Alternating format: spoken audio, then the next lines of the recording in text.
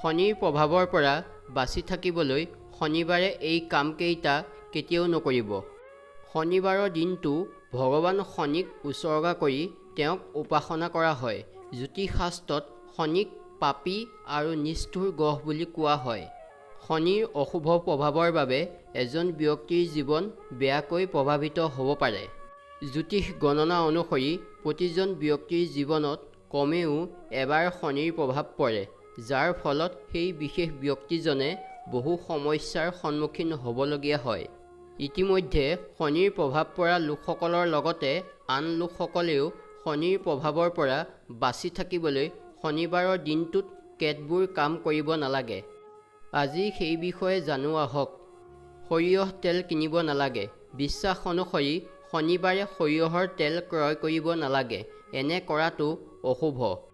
আনহাতে শনিবাৰে শনিদেৱক সৰিয়হৰ তেলেৰে অভিষিক্ত কৰিব লাগে।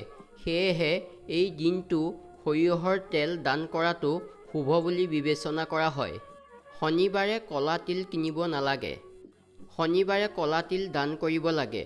ক'লা তিল দান কৰাটো শুভ, কিন্তু এই দিনটোত ক'লা তিল কিনিব নালাগে। শনিবাৰে লো কিনিব নালাগে। শনিবাৰে লো বা লোৰে তৈয়াৰ কৰা বস্তু ক্ৰয় কৰিব নালাগে। এই দিনটোত লোৰে তৈয়াৰ কৰা বস্তু দান কৰাটোহে শুভ বুলি গণ্য কৰা হয়। কোনো ব্যক্তিক অপমান নকৰিব। কেতিয়াও কাকো কোনেও অপমান কৰা উচিত নহয়। শনিদেৱে আনক অপমান কৰা সকলৰ প্ৰতি অসন্তুষ্ট হৈ পৰে।